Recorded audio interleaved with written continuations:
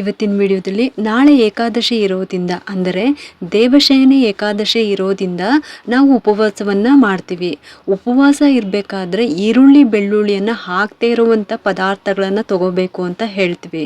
ನಾವು ಉಪವಾಸ ಇರುವಂಥ ದಿವಸದಲ್ಲಿ ನಾವು ಯಾಕೆ ಈರುಳ್ಳಿ ಬೆಳ್ಳುಳ್ಳಿಯನ್ನು ಅಡುಗೆಗೆ ಉಪಯೋಗಿಸ್ಕೋಬಾರ್ದು ಅಂತ ಇವತ್ತಿನ ವಿಡಿಯೋದಲ್ಲಿ ತಿಳಿಸ್ತಾ ಇದ್ದೀನಿ. ಬನ್ನಿ ಇವಾಗ ಇದ್ರ ಬಗ್ಗೆ ನಾವು ಪೂರ್ತಿಯಾಗಿ ತಿಳ್ಕೊಳ್ಳೋಣ. ಮೊದಲು ನಾವು ಈ ಈರುಳ್ಳಿ ಬೆಳ್ಳುಳ್ಳಿ ಹೇಗೆ ಉಟ್ಕೊಂತು ಅನ್ನೋ ಒಂದು ಕಥೆಯನ್ನು ಕೇಳೋಣ. ಈರುಳ್ಳಿ ಬೆಳ್ಳುಳ್ಳಿಯನ್ನು ಉಪಯೋಗಿಸ್ಕೋಬಾರ್ದು ಅಡುಗೆಗೆ ಅನ್ನೋದರ ಹಿಂದಿನ ಕಥೆಯನ್ನು ಚುಟುಕಾಗಿ ಹೇಳ್ತೀನಿ ಕೇಳಿ. ಆಗ ನಿಮ್ಮ ಎಲ್ಲ ಪ್ರಶ್ನೆಗೂ ಕೂಡ ಉತ್ತರ ಸಿಗುತ್ತೆ. ನಮ್ಮ ಧರ್ಮದಲ್ಲಿ ದೇವರನ್ನ ಪೂಜೆ ಮಾಡೋದಕ್ಕೆ ಅದರದೇ ಆದ ಪ್ರತ್ಯೇಕ ನಿಯಮಗಳಿರುತ್ತೆ. ನಾವು ಕೆಲವು ಸಂದರ್ಭದಲ್ಲಿ ಅದನ್ನು ಕಡ್ಡಾಯವಾಗಿ ಅನುಸರಿಸಬೇಕು. ಅದರಲ್ಲಿ ಒಂದು ಈರುಳ್ಳಿ ಬೆಳ್ಳುಳ್ಳಿಯನ್ನು ಬಳಸದೇ ಇರೋದು ಕೂಡ ಒಂದಾಗಿರುತ್ತೆ. ಹಾಗಾಗಿ ಇದ್ರ ಬಗ್ಗೆ ಸರಿಯಾದ ಮಾಹಿತಿನ ತಿಳ್ಕೊಳ್ಳೇಬೇಕು. ತುಂಬ ಜನ ಉಪವಾಸ ಆಚರಣೆ ಮಾಡೋರಿಗೂ ಕೂಡ ಇದು 100% ವರ್ಕ್ ಆಗುತ್ತೆ. ಯಾವುದೇ ಪೂಜೆ ಮಾಡಿದಾಗ ಇಷ್ಟು ದಿನ ಅಂತ ನಾವು ನಾನ್ ವೆಜ್ ತಿನ್ನಬಾರ್ದು ಅಂತ ಹೇಳ್ತಾರೆ. ಆದರೆ ಅಂತಹ ದಿನಗಳಲ್ಲಿ ಅಡುಗೆಗೂ ಕೂಡ ಈ ತರಕಾರಿಗಳನ್ನು ಉಪಯೋಗಿಸ್ಕೋಬಾರ್ದು. ಕೆಲವೊಂದು ಪೂಜೆ ವ್ರತಗಳಲ್ಲಿ ಹಬ್ಬ ಹರಿದಿನಗಳಲ್ಲಿ ಮಾಡುವಂಥ ಆಚರಣೆಯಲ್ಲಿ ನಮ್ಮ ಊರಬ್ಬನೇ ಆಗಿರ್ಬೋದು, ದೇವರ ನೈವೇದ್ಯಕ್ಕೆ ಆಗಿರ್ಬೋದು, ಈರುಳ್ಳಿ ಬೆಳ್ಳುಳ್ಳಿಯನ್ನು ಉಪಯೋಗಿಸ್ಕೋಬಾರ್ದು ಅಂತ ಎಲ್ಲರೂ ಕೂಡ ಹೇಳ್ತಾರೆ. ಕೆಲವ್ರಿಗೆ ಇದ್ರ ವಿಚಾರ ಗೊತ್ತಿರುತ್ತೆ, ಇನ್ನು ಕೆಲವ್ರಿಗೆ ಯಾಕೆ ಉಪಯೋಗಿಸ್ಕೋಬಾರ್ದು ಅನ್ನೊಂದು ಪ್ರಶ್ನೆ ಕಾಡ್ತಾ ಇರುತ್ತೆ. ಅದಕ್ಕೋಸ್ಕರ ಇವತ್ತಿನ ವಿಡಿಯೋದಲ್ಲಿ ಸಂಪೂರ್ಣವಾಗಿ ತಿಳಿಸ್ತಾ ಇದ್ದೀನಿ. ಯಾವ ಕಾರಣಕ್ಕೆ ನಾವು ಈರುಳ್ಳಿ ಬೆಳ್ಳುಳ್ಳಿಯನ್ನು ಉಪಯೋಗಿಸ್ಕೋಬಾರ್ದು, ಒಂದು ದೇವರ ನೈವೇದ್ಯಕ್ಕೆ ಏಕೆ ಬಳಸಬಾರ್ದು, ಇನ್ನೊಂದು ನಾವು ವ್ರತಗಳನ್ನು ಮಾಡುವ ಸಂದರ್ಭದಲ್ಲಿ ಉಪವಾಸ ಇರುವಂಥ ಸಂದರ್ಭದಲ್ಲಿ ನಮ್ಮ ಅಡುಗೆಗೂ ಕೂಡ ಈರುಳ್ಳಿ ಬೆಳ್ಳುಳ್ಳಿನ ಉಪಯೋಗಿಸ್ಕೋಬಾರ್ದು, ಇದರಿಂದ ಏನು ತೊಂದರೆ ಆಗುತ್ತೆ ಅನ್ನೋದನ್ನು ಸಂಪೂರ್ಣವಾಗಿ ತಿಳಿಸ್ಕೊಡ್ತಾ ಇದ್ದೀನಿ. ದೇವರಿಗೆ ನೈವೇದ್ಯ ಅರ್ಪಿಸುವಾಗ ಮತ್ತು ನಾವು ಯಾವುದೇ ವ್ರತ ಆಚರಣೆಗಳನ್ನು ಮಾಡುವಾಗ ಉಪವಾಸವನ್ನು ಮಾಡುವಾಗ ದೇವರ ನೈವೇದ್ಯಕ್ಕೆ ಆಗಿರಲಿ ಮತ್ತು ನಮ್ಮ ಅಡುಗೆಗೆ ಆಗಿರಲಿ ಈರುಳ್ಳಿ ಬೆಳ್ಳುಳ್ಳಿಯನ್ನು ಉಪಯೋಗಿಸ್ಕೋಬಾರ್ದು. ಒಂದು ವೇಳೆ ಗೊತ್ತಿಲ್ಲದೆ ನಾವೇನಾದರೂ ಈ ರೀತಿ ಈರುಳ್ಳಿ ಬೆಳ್ಳುಳ್ಳಿ ಇರುವಂಥ ನೈವೇದ್ಯವನ್ನೇ ಆಗಲಿ ಆ ದಿನ ನಾವು ಉಪವಾಸವಿದ್ದು ಪೂಜೆ ವ್ರತಗಳನ್ನು ಮಾಡಿರ್ತೀವಿ. ಅಂತಹ ದಿನಗಳಲ್ಲಿ ನಾವೇನಾದರೂ ಈರುಳ್ಳಿ ಬೆಳ್ಳುಳ್ಳಿ ಹಾಕಿರುವಂಥ ಅಡುಗೆನ ಊಟ ಮಾಡೋದೇ ಆಗಿರ್ಬೋದು, ಮಾಡಿದರೆ ನಮ್ಮ ಪೂಜೆ ಆಗಿರಲಿ ನೈವೇದ್ಯಕ್ಕೆ ಆಗಿರಲಿ ಆ ಭಗವಂತ ಸ್ವೀಕರಿಸೋದಿಲ್ಲ. ಅಂಥ ಕಾರಣ ಆದರೂ ಏನಿದೆ, ಯಾಕೆ ಈರುಳ್ಳಿ ಬೆಳ್ಳುಳ್ಳಿಯನ್ನು ಉಪಯೋಗಿಸ್ಕೋಬಾರ್ದು ಬನ್ನಿ ಇವಾಗ ತಿಳ್ಕೊಳ್ಳೋಣ. ಕೆಲವು ಸಲ ಮನೆ ದೇವರ ಕಾರ್ಯಗಳನ್ನು ಮಾಡುವಂಥ ಸಂದರ್ಭದಲ್ಲೇ ಆಗಿರ್ಬೋದು, ಅಂದರೆ ವರ್ಷಕ್ಕೆ ಒಂದು ಸಲ ಮನೆ ದೇವರ ಪೂಜೆ ಮಾಡ್ತೀವಲ್ಲ, ಮನೆಗಳಲ್ಲೇ ಆಗಿರಲಿ ಈ ಥರ ದೇವಸ್ಥಾನಗಳಲ್ಲೇ ಆಗಿರಲಿ, ಕೆಲವರು ಜಾತ್ರೆ ಈ ಥರದ್ದೆಲ್ಲ ಆಚರಣೆ ಮಾಡುವಂಥ ಸಂದರ್ಭದಲ್ಲೂ ಕೂಡ ಜನಗಳಿಗೆ ಪ್ರಸಾದವಾಗಿ ಏನು ಕೊಡ್ತಾರೋ ಅದನ್ನೇ ದೇವರಿಗೂ ಕೂಡ ನೈವೇದ್ಯ ಮಾಡ್ತಾರೆ. ಇನ್ನು ಕೆಲವು ಸಲ ಮನೆಗಳಲ್ಲಿ ವರ್ಷಕ್ಕೊಂದ್ಸಲ ಪೂಜೆ ಆ ಥರ ಏನು ಮಾಡ್ತಾರೆ ಅವರು ಕೂಡ ಅಷ್ಟೇ ಎಲ್ಲ ರೀತಿಯ ಅಡುಗೆಯನ್ನು ಮಾಡ್ತಾರೆ. ಅದರಲ್ಲಿ ಎಲ್ಲ ರೀತಿಯ ತರಕಾರಿಗಳನ್ನು ಕೂಡ ಉಪಯೋಗಿಸ್ತಾರೆ. ತರಕಾರಿಗಳಲ್ಲೂ ಕೂಡ ಕೆಲವು ಸಾತ್ವಿಕವಾದ ತರಕಾರಿ ಮತ್ತು ತಾಮಸಿಕ ಆದಂಥ ತರಕಾರಿ ಕೂಡ ಇರುತ್ತೆ. ಹಾಗಾಗಿ ಹೆಚ್ಚು ನಾವು ಇಂಥ ಪೂಜಾ ವ್ರತಗಳನ್ನು ಮಾಡುವಾಗ ಕೆಲವೊಂದು ತರಕಾರಿಗಳನ್ನು ಕೂಡ ನಾವು ಉಪಯೋಗಿಸ್ಕೋಬಾರ್ದು ಅಂತ ಹೇಳ್ತಾರೆ. ಅದನ್ನು ಕೂಡ ಇದೇ ವಿಡಿಯೋದಲ್ಲಿ ತಿಳಿಸ್ಕೊಡ್ತಾ ಇದ್ದೀನಿ. ಯಾಕಂತ ಅಂದರೆ ಕೆಲವು ತರಕಾರಿಗಳನ್ನು ಶುಭ ಕಾರ್ಯಕ್ಕೂ ಉಪಯೋಗಿಸ್ತಾರೆ, ಇನ್ನು ಕೆಲವು ತರಕಾರಿಗಳನ್ನು ಈ ರೀತಿ ಪಿತೃ ಕಾರ್ಯದಲ್ಲೂ ಉಪಯೋಗಿಸ್ತಾರೆ. ಆ ಒಂದು ಅಡುಗೆಗೆ ಮಾತ್ರ ಉಪಯೋಗಿಸ್ಬೇಕು. ಹಾಗಾಗಿ ಇದನ್ನು ಕೂಡ ತಿಳ್ಕೊಳ್ಳೋದು ಒಳ್ಳೆಯದು. ನಾವು ಪ್ರತಿದಿನದ ಪೂಜೆಗೆ ಬೇಕಾದರೆ ಒಂದು ಗ್ಲಾಸ್ ಹಾಲನ್ನು ಅಥವಾ ಯಾವುದಾದ್ರೂ ಸಿಹಿ ನೈವೇದ್ಯವನ್ನು ಮಾಡಿ ದೇವರಿಗೆ ಇಟ್ಬಿಟ್ಟು ಪೂಜೆನ ಮಾಡ್ಕೊತೀವಿ. ಆದರೆ ಹಬ್ಬ ಹರಿದಿನಗಳಲ್ಲಿ ವಿಶೇಷವಾಗಿ ನಾವು ಮನೆಯಲ್ಲಿ ಯಾವುದಾದ್ರೂ ದೇವರ ಕಾರ್ಯಗಳನ್ನು ಮನೆ ದೇವರ ಕಾರ್ಯನ ಮಾಡುವಂಥ ಸಂದರ್ಭದಲ್ಲಿ ನಾನಾ ರೀತಿಯ ಅಡುಗೆಗಳನ್ನು ಮಾಡ್ತೀವಿ. ಒಂದಷ್ಟು ಜನನ ನಮಗೆ ಬೇಕಾಗಿರೋರನ್ನ ಕೂಡ ಕರಿತೀವಿ, ಅವ್ರಿಗೆ ಅಂತ ಅಡುಗೆ ಮಾಡಿರ್ತೀವಿ. ಮಡಿಯಿಂದ ಅಡುಗೆ ಮಾಡಿ ಮೊದಲು ದೇವರಿಗೆ ನೈವೇದ್ಯ ಮಾಡಿರ್ತೀವಿ, ಆಮೇಲೆ ಬಂದವ್ರಿಗೂ ಕೂಡ ಎಲ್ರಿಗೂ ಕೂಡ ಅದನ್ನೇ ನಾವು ಬಡಿಸಿ ಇಡ್ತೀವಿ. ಇಂಥ ಸಮಯದಲ್ಲೂ ಕೂಡ ನಾವು ಈರುಳ್ಳಿ ಬೆಳ್ಳುಳ್ಳಿ ಉಪಯೋಗಿಸ್ಕೋಬಾರ್ದು ಅನ್ನೋ ಒಂದು ಪ್ರಶ್ನೆ ಕೂಡ ಬರ್ಬೋದು ನಿಮಗೆ. ಅದಕ್ಕೂ ಕೂಡ ಉತ್ತರ ಕೊಡ್ತಾ ಇದ್ದೀನಿ. ಇಂತಹ ದಿನಗಳಲ್ಲಿ ಅಡುಗೆಗೂ ಕೂಡ ಈ ತರಕಾರಿಗಳನ್ನು ಉಪಯೋಗಿಸ್ಕೋಬಾರ್ದು. ಯಾವುದೇ ದೇವರ ಕಾರ್ಯಗಳನ್ನು ಮಾಡುವಂಥ ಸಮಯದಲ್ಲಿ ಬಾಳೆಕಾಯಿಯನ್ನು ಪಿತೃಗಳ ಕಾರ್ಯ ಮಾಡುವಂಥ ದಿನ ಪಲ್ಯ ಈ ಥರದ್ದೆಲ್ಲ ಮಾಡಿಕೊಂಡು ನಾವು ಉಪಯೋಗಿಸ್ಕೋಬೋದು. ಅಥವಾ ನೀವು ಶುಭ ಕಾರ್ಯಗಳಲ್ಲೂ ಮಾಡಿಕೊಂಡ್ರೂ ಕೂಡ ಅದನ್ನು ದೇವರ ನೈವೇದ್ಯಕ್ಕೆ ಇಡಬಾರ್ದು. ಇನ್ನೊಂದು ವಿಷಯ ಏನಂದರೆ, ಬಾಳೆಕಾಯಿಯನ್ನು ಯಾವಾಗಲೂ ಮನೆಗೆ ತಂದರೂ ಕೂಡ ಒಂಟಿ ಕಾಯಿಯನ್ನು ತರಬಾರ್ದು, ಜೋಡಿ ಕಾಯಿಯನ್ನೇ ತರಬೇಕು. 2 ಬಾಳೆಕಾಯಿ ತಂದ ಮೇಲೆ ಆ ದಿನವೇ ಎರಡನ್ನೂ ಕೂಡ ಅಡುಗೆಗೆ ಉಪಯೋಗಿಸ್ಕೋಬೇಕು. ನಮ್ಮ ಮನೆಯಲ್ಲಿ ಹೆಚ್ಚಾಗಿ ತಿನ್ನೋರಿಲ್ಲ, ಜನ ಕಡಿಮೆ ಇದ್ದಾರೆ ಅಂತ ಹೇಳಿ ಒಂದನ್ನು ಖರ್ಚು ಮಾಡಿ ಇನ್ನೊಂದನ್ನ ಹಾಗೆ ಇಡೋದಕ್ಕೆ ಹೋಗಬೇಡಿ. ಇದು ಕೂಡ ತುಂಬಾ ದೊಡ್ಡ ದೋಷ ಬರುತ್ತೆ. ಹಾಗಾಗಿ 2 ಬಾಳೆಕಾಯಿನ ತರಬೇಕು, ಎರಡನ್ನೂ ಉಪಯೋಗಿಸ್ಕೋಬೇಕು. ನೀವು 2ಗಿಂತ ಜಾಸ್ತಿ ತಂದರೂ ಪರವಾಗಿಲ್ಲ, ಅದರಲ್ಲಿ 2 ಬಾಳೆಕಾಯಿನ ಉಪಯೋಗಿಸ್ಲೇಬೇಕು. ಒಂದನ್ನು ಉಪಯೋಗಿಸಿ ಒಂದನ್ನು ಇಡೋದಕ್ಕೆ ಹೋಗಬಾರ್ದು.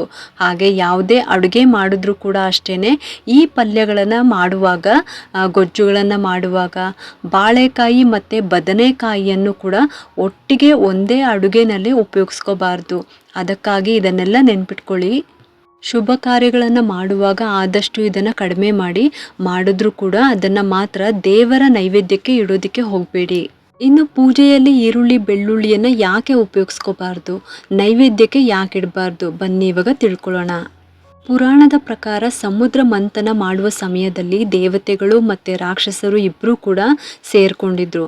ಅಂತಹ ಸಮಯದಲ್ಲಿ ಅಲ್ಲಿ ಸಮುದ್ರದಿಂದ ಬಂದಿರುವಂಥ ವಸ್ತುಗಳನ್ನು ಇಬ್ಬರೂ ಕೂಡ ಸರಿ ಸಮಾನವಾಗಿ ಹಂಚ್ಕೊಳ್ತಾ ಇರ್ತಾರೆ. ಅದೇ ರೀತಿ ಅಮೃತಕ್ಕಿಂತ ಮೊದಲು ವಿಷ ಬರುತ್ತೆ, ಅದನ್ನು ನಮ್ಮ ಶಿವ ಕುಡಿದ್ಬಿಡ್ತಾರೆ. ಅದಾದ ನಂತರ ಅಮೃತ ಬರುತ್ತೆ. ಆಗ ರಾಕ್ಷಸರು ಇದು ನಮಗೇ ಬೇಕು ಅಂತ ಯುದ್ಧಕ್ಕೆ ನಿಂತುಬಿಡ್ತಾರೆ. ಅಮೃತವನ್ನು ಅವ್ರಿಗೆ ಕೊಟ್ಟರೆ ಪ್ರಪಂಚದ ಗತಿ ಏನು? ಇದನ್ನು ಗಮನಿಸಿದಂಥ ವಿಷ್ಣುವು ಒಪ್ಪೋದಿಲ್ಲ. ಆಗ ವರ್ಷಾನುಗಟ್ಟಲೆ ದೊಡ್ಡ ಯುದ್ಧನೇ ನಡೀತಾ ಇರುತ್ತೆ. ಯುದ್ಧ ಅಂತೂ ಮುಗಿತಾನೇ ಇರೋದಿಲ್ಲ. ವಿಷ್ಣು ಒಂದು ನಿರ್ಧಾರಕ್ಕೆ ಬರ್ತಾರೆ, ಇದನ್ನು ಹೀಗೆ ಬಿಟ್ಟರೆ ಸರಿ ಹೋಗೋದಿಲ್ಲ ಅಂತ ಹೇಳಿ ಒಂದು ಮೋಹಿನಿಯ ಅವತಾರವನ್ನು ತಾಳಿ ರಾಕ್ಷಸರನ್ನು ಮರಳು ಮಾಡಿ ಎಲ್ಲರನ್ನು ಸಾಲಾಗಿ ಕೂತ್ಕೊಳ್ಳಿ, ಎಲ್ರಿಗೂ ನಾನು ಸರಿ ಸಮಾನವಾಗಿ ಅಮೃತವನ್ನು ಹಂಚ್ತೀನಿ ಅಂತ ಹೇಳ್ತಾರೆ. ಏಕೆಂದರೆ ಸಮುದ್ರ ಮಂಥನ ಮಾಡುವಂಥ ಸಮಯದಲ್ಲಿ ಇಬ್ಬರೂ ಕೂಡ ಸರಿ ಸಮಾನವಾಗಿ ಕಷ್ಟಪಟ್ಟಿರ್ತಾರೆ, ದೇವತೆಗಳು ಮತ್ತು ರಾಕ್ಷಸರು. ಹಾಗಾಗಿ ಇಬ್ರಿಗೂ ಕೂಡ ಹಂಚ್ತೀನಿ ಅಂತ ಹೇಳಿ ಕೂರಿಸ್ತಾರೆ. ಆಗ ದೇವತೆಗಳಿಗೂ ಕೂಡ ಅಮೃತ ಹಂಚ್ತಾ ಇರ್ತಾರೆ.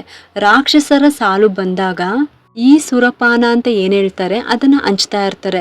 ಇದನ್ನು ಗಮನಿಸಿದಂತಹ ಒಬ್ಬ ರಾಕ್ಷಸ ದೇವತೆಗಳ ಅವತಾರವನ್ನು ತಾಳಿ ಅವರ ರೀತಿ ವೇಷವನ್ನು ಬದಲಾಯಿಸ್ಕೊಂಡು ದೇವತೆಗಳ ಸಾಲಲ್ಲಿ ಹೋಗಿ ಕೂತ್ಬಿಡ್ತಾರೆ.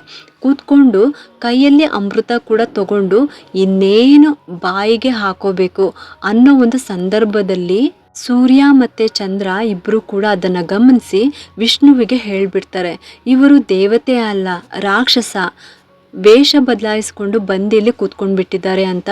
ಅಷ್ಟರಲ್ಲಿ ರಾಕ್ಷಸ ಏನು ಮಾಡ್ತಾನೆ, ಅಷ್ಟೊತ್ತಿಗೆ ಬಾಯಿಯೊಳಗಡೆ ಹಾಕ್ಕೊಂಡ್ಬಿಡ್ತಾನೆ. ಒಂದು ಹನಿ ಅವನ ದೇಹದ ಒಳಗಡೆ ಕೂಡ ಹೋಗ್ಬಿಡುತ್ತೆ. ಅಷ್ಟರಲ್ಲಿ ಭಗವಾನ್ ವಿಷ್ಣು ಸುದರ್ಶನ ಚಕ್ರದಿಂದ ಅವನ ತಲೆಯನ್ನು ಕತ್ತರಿಸ್ಬಿಡ್ತಾರೆ.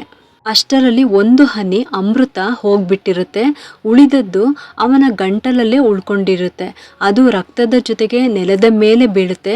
ಅವನ ತಲೆ ಕೆಳಗೆ ಬಿದ್ದಾಗ ರಕ್ತದ ಜೊತೆಗೆ ಅಮೃತ ಕೂಡ ನೆಲದ ಮೇಲೆ ಬೀಳುತ್ತೆ. ಆ ಒಂದು ರಕ್ತ ಮಿಶ್ರಿತ ಅಮೃತದಿಂದ ಈರುಳ್ಳಿ ಬೆಳ್ಳುಳ್ಳಿ ಹುಟ್ಕೊಂಡಿರೋದು. ಅವೆರಡೂ ಕೂಡ ಒಂದೇ ರಕ್ತದಿಂದ ಹುಟ್ಟಿರೋದು ಅಂತ ಹೇಳಲಾಗುತ್ತೆ. ಹಾಗಾಗಿ ಈ ತರಕಾರಿಯನ್ನು ತಾಮಸಿಕ ಆಹಾರ ಅಂದರೆ ನಾನ್ ವೆಜ್ ಆಗಿರಲಿ, ಬೇರೆ ಮಸಾಲೆ ಪದಾರ್ಥಗಳ ಗುಂಪಿಗೆ ಈ ಒಂದು ತರಕಾರಿಯನ್ನು ಕೂಡ ಸೇರಿಸಲಾಗುತ್ತೆ. ನಾನ್ ವೆಜ್ಗಳ ಗುಂಪಿಗೆ ಈರುಳ್ಳಿ ಬೆಳ್ಳುಳ್ಳಿಯನ್ನು ಸೇರಿಸಲಾಗುತ್ತೆ. ಇನ್ನು ಈ ರೀತಿ ತಲೆಯನ್ನು ಕತ್ತರಿಸಿದಂತಹ ರಾಕ್ಷಸನನ್ನು ರಾಹು ಕೇತು ಅಂತ ಹೇಳಲಾಗುತ್ತೆ. ಹಾಗಾಗಿ ಅವನ ದೇಹದಲ್ಲಿ ಅಮೃತ ಹೋಗಿದ್ದರಿಂದ ಅವನಿಗೆ ಮರಣ ಕೂಡ ಇರೋದಿಲ್ಲ. ದೇಹ ಬೇರೆ, ಅವನ ತಲೆ ಬೇರೆಯಾಗಿ ಅವನು ಇರ್ತಾನೆ. ಈ ಒಂದು ಕಾರಣಕ್ಕೆ ದೇವರ ನೈವೇದ್ಯಕ್ಕೆ ಈರುಳ್ಳಿ ಬೆಳ್ಳುಳ್ಳಿ ಹಾಕಿರುವಂಥ ಯಾವುದೇ ಪದಾರ್ಥಗಳನ್ನು ನೈವೇದ್ಯ ಮಾಡಬಾರ್ದು ಅಂತ ಹೇಳ್ತಾರೆ. ಇನ್ನು ನಾವು ಯಾವುದಾದ್ರೂ ವ್ರತಗಳನ್ನು ಮಾಡುವಂಥ ದಿನ, ಉಪವಾಸವನ್ನು ಮಾಡುವಂಥ ದಿನ ಮನೆಯಲ್ಲಿ ಅಡುಗೆಗೂ ಕೂಡ ಯಾಕೆ ಉಪಯೋಗಿಸ್ಕೋಬಾರ್ದು ಅಂತ ಅಂದರೆ, ಈರುಳ್ಳಿ ಮತ್ತು ಬೆಳ್ಳುಳ್ಳಿ ಹಾಕಿರುವಂಥ ಅಡುಗೆಯನ್ನು ನಾವು ಯಾವುದಾದ್ರೂ ವ್ರತಾಚರಣೆ ಮಾಡುವಾಗ, ಉಪವಾಸ ಇರುವಂಥ ಸಂದರ್ಭದಲ್ಲಿ ಅಡುಗೆಗೆ ಉಪಯೋಗಿಸ್ಕೋಬಾರ್ದು. ಯಾಕಂತ ಅಂದರೆ ಈರುಳ್ಳಿ ಬೆಳ್ಳುಳ್ಳಿ ಅಲ್ಲಿ ಕಾಮೋದ್ರೇಕ ಭಾವನೆಗಳನ್ನು ಹೆಚ್ಚು ಮಾಡುವ ಶಕ್ತಿ ಇದೆ. ಆ ಕಾರಣದಿಂದಲೇ ಉಪಯೋಗಿಸ್ಕೋಬಾರ್ದು. ಯಾರನ್ನೇ ನೋಡಿದ್ರೂ ಕೂಡ ಅವ್ರ ಮೇಲೆ ಯಾವುದೇ ರೀತಿ ಭಾವನೆಗಳು ಬರಬಾರ್ದು ಅನ್ನೋ ರೀತಿ ಉಪಯೋಗಿಸ್ಕೋಬಾರ್ದು ಅಂತ ಹೇಳೋದು. ಕೆಲವೊಂದು ವ್ರತಗಳನ್ನು ಮಾಡುವಾಗ ತುಂಬ ಮಡಿಯಿಂದ ಬ್ರಹ್ಮಚರ್ಯವನ್ನು ಪಾಲಿಸಬೇಕು ಅಂತಲೂ ಕೂಡ ನಿಯಮಗಳು ಇರುತ್ತೆ. ಆ ಕಾರಣದಿಂದ ಅಡುಗೆಗೇನಾದರೂ ನಾವು ಈರುಳ್ಳಿ ಬೆಳ್ಳುಳ್ಳಿಯನ್ನು ತಿಂದಾಗ ನಮ್ಮ ಮನಸ್ಸಿನಲ್ಲಿ ಅಂಥ ಭಾವನೆಗಳು ಬರಬಾರ್ದು ಅನ್ನೋ ಕಾರಣಕ್ಕೆ ಅಡುಗೆಗೆ ಈರುಳ್ಳಿ ಬೆಳ್ಳುಳ್ಳಿಯನ್ನು ಉಪಯೋಗಿಸ್ಕೋಬಾರ್ದು ಅಂತ ಹೇಳೋದು. ಅದು ಬೇರೆ ಯಾವುದೇ ರೀತಿಯ ದೊಡ್ಡ ನಿಯಮಗಳು ಅಂತ ಏನೂ ಇಲ್ಲ. ಹಾಗಾಗಿನೇ ಆದಷ್ಟು ವ್ರತಗಳಾಗಲಿ ಮಾಡ್ತೀನಿ ಅಂತ ಅಂದರೆ ಉಪವಾಸ ಇರುವಂಥ ದಿನ ಏನಾದರೂ ಸಿಹಿ ಪದಾರ್ಥಗಳನ್ನು ಮಾಡಿ ತಿನ್ನಬೇಕು. ಮನೆಯವ್ರಿಗೂ ಆ ರೀತಿ ಅಡುಗೆನ ಮಾಡಿಕೊಡಿ. ಆದರೆ ಉಪವಾಸ ಆಚರಣೆ ಮಾಡುವಂಥವರು ಈರುಳ್ಳಿ ಬೆಳ್ಳುಳ್ಳಿ ಹಾಕದೇ ಇರುವಂಥ ಅಡುಗೆನ ನೀವು ಊಟ ಮಾಡೋದು ತುಂಬಾ ಒಳ್ಳೆಯದು. ಆದಷ್ಟು ನಾಳೆ ಇದೇ ಥರನೇ ಅಡುಗೆ ಮಾಡ್ಕೊಳ್ಳೋದು ಒಳ್ಳೆಯದು. ಮನೆಯವರ ಮನಸ್ಸಿನಲ್ಲೂ ಕೂಡ ಒಳ್ಳೆಯ ಭಾವನೆಗಳು ಇದ್ದರೆ ನಿಮ್ಮ ಪೂಜೆಯ ಫಲ ನಿಮಗೆ ಸಿಕ್ಕೇ ಸಿಗುತ್ತೆ. ಇದು ದೇವರ ನೈವೇದ್ಯಕ್ಕೆ ಆಗಿರ್ಬೋದು, ಮನೆ ದೇವ್ರಿಗೆ ಆಗಿರ್ಬೋದು. ನಾ ಆಗಲೇ ಹೇಳ್ದಂಗೆ ಈ ರೀತಿ ಅಡುಗೆನ ಮಾಡಿ ನೈವೇದ್ಯಕ್ಕೆ ಇಡ್ತೀವಿ ಅನ್ನೋ ಅಂಥ ಪದ್ಧತಿ ಕೂಡ ತುಂಬ ಜನರ ಮನೆಯಲ್ಲೂ ಇರುತ್ತೆ. ಅಂಥವರು ಹೆಚ್ಚಾಗಿ ಸಿಹಿ ಪದಾರ್ಥಗಳನ್ನು ಕೂಡ ಮಾಡಿ ಪಂಚಾಮೃತ ಆಗಿರ್ಬೋದು, ಪಾಯಸಗಳೇ ಆಗಿರ್ಬೋದು, ಪೊಂಗಲ್ ಆಗಿರ್ಬೋದು, ಸಜ್ಜಿಗೆ ಈ ರೀತಿ ಮಾಡಿ ಅದ್ರ ಜೊತೆಗೆ ಸಪ್ರೇಟಾಗಿ ಅದನ್ನು ಕೂಡ ನೈವೇದ್ಯಕ್ಕೆ ಇಟ್ಟು ಅದ್ರ ಮೇಲೆ ತುಳಸಿ ದಳವನ್ನು ಇಟ್ಟು ಅರ್ಪಿಸಬಹುದು. ಮಾಡಿರುವ ಅಡುಗೆನ ನೀವು ಬಾಳೆ ಎಲೆ ಆಗಿರ್ಬೋದು, ಮುತುಕದ ಎಲೆ ಆಗಿರ್ಬೋದು ಅದ್ರ ಮೇಲೆ ನೀವು ಬಡಿಸ್ಕೊಂಡು ನೈವೇದ್ಯ ಮಾಡೋದು, ಅಥವಾ ಒಂದು ಕಪ್ನಲ್ಲಿ ಸಪ್ರೇಟಾಗಿ ಈ ರೀತಿ ಸಿಹಿ ಪದಾರ್ಥನೂ ಕೂಡ ಇಟ್ಬಿಟ್ಟು ನೀವು ನೈವೇದ್ಯವನ್ನು ಮಾಡ್ಬೋದು. ಖಂಡಿತವಾಗ್ಲೂ ಯಾವುದೇ ರೀತಿ ದೋಷ ಬರೋದಿಲ್ಲ. ನಿಮ್ಮ ಪೂಜೆಯ ಸಂಪೂರ್ಣ ಫಲ ನಿಮಗೆ ಸಿಕ್ಕೇ ಸಿಗುತ್ತೆ. ಇಷ್ಟೊತ್ತು ತಿಳ್ಕೊಂಡ್ರಿ ಅಲ್ವಾ? ನಾವು ಉಪವಾಸ ಇರುವಂಥ ಸಮಯದಲ್ಲಿ ಯಾಕೆ ನಾವು ಈರುಳ್ಳಿ ಬೆಳ್ಳುಳ್ಳಿಯನ್ನು ಉಪಯೋಗಿಸದೆ ಅಡುಗೆ ಮಾಡಬೇಕು, ನೈವೇದ್ಯಕ್ಕೂ ಕೂಡ ಈರುಳ್ಳಿ ಬೆಳ್ಳುಳ್ಳಿಯನ್ನು ಯಾಕೆ ಉಪಯೋಗಿಸ್ಕೋಬಾರ್ದು ಅನ್ನೋ ಒಂದು ಮಾಹಿತಿನ ನಿಮಗೆ ತಿಳಿಸಿದ್ದೀನಿ. ನಿಮಗೆಲ್ಲರಿಗೂ ಈ ಒಂದು ವಿಡಿಯೋ ಇಷ್ಟ ಆಗಿದ್ದರೆ ಒಂದು ಲೈಕ್ ಮಾಡಿ, ಶೇರ್ ಮಾಡಿ ಮತ್ತು ಸಬ್ಸ್ಕ್ರೈಬ್ ಮಾಡಲು ಮರಿಬೇಡಿ. ಏಕೆಂದರೆ ನೀವು ಮಾಡೋ ಒಂದು ಸಬ್ಸ್ಕ್ರೈಬಿಂದ ನಮ್ಮಂತಹ ಸಣ್ಣ ಸಣ್ಣ ಚಾನಲ್ಸ್ಗೆ ಒಂದು ಸಪೋರ್ಟ್ ಮಾಡ್ದಂಗೆ ಆಗುತ್ತೆ. ಮತ್ತೆ ಸಿಗ್ತೀನಿ ಮುಂದಿನ ಹೊಸ ವಿಡಿಯೋದೊಂದಿಗೆ ಅಂತ ಹೇಳುತ್ತಾ ಈ ವಿಡಿಯೋನ ಮುಗಿಸ್ತಾ ಇದ್ದೀನಿ. ಸರ್ವೇ ಜನ ಸುಖಿನೋ ಭವಂತು.